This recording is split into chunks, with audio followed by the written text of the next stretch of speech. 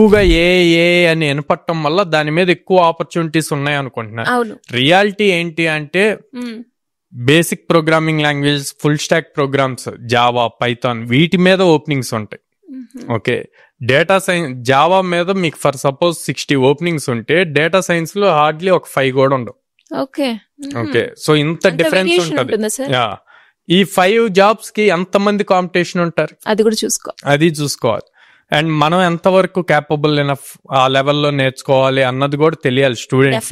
ఇప్పుడు స్టూడెంటే అనలైజ్ చేసుకోవాలి, మనం చెప్పలేం. ఓకే, సో అందుకే ఈ పాయింట్స్ అన్ని కన్సిడర్ చేసుకొని లైక్ ప్రాపర్ గా కావాలి అంటే ఒక పేపర్ తీసుకొని పేపర్ మీద ప్రాపర్ గా రాసుకొని తనకున్న థాట్స్ అన్ని ఇప్పుడు నేను చెప్పిన నోట్ చేసుకొని కొంత రీసెర్చ్, ప్రతిదీ మొబైల్లో వచ్చేస్తుంది కదా, ఒక హార్డ్లీ 2 hours టైం స్పెండ్ చేస్తే ప్రాపర్ క్లారిటీ వస్తుంది. దాన్ని బట్టి తను డిసైడ్ అవ్వచ్చు ఎట్ సైడ్ వెళ్ళొచ్చు కెరీర్ అన్నది. సో ఫ్రెషర్స్ ఎప్పుడు కూడా ఐ ఆల్వేస్ సజెస్ట్ ఇవన్నీ ఎవర్ గ్రీన్ అండి. ప్రోగ్రామింగ్ లాంగ్వేజెస్ పైథాన్ గానీ, జావా గానీ, జావా స్క్రిప్ట్ గానీ వీటిని యూజ్ చేసే మిగిలిన అన్ని బిల్డ్ అవుతూ ఉంటాయి.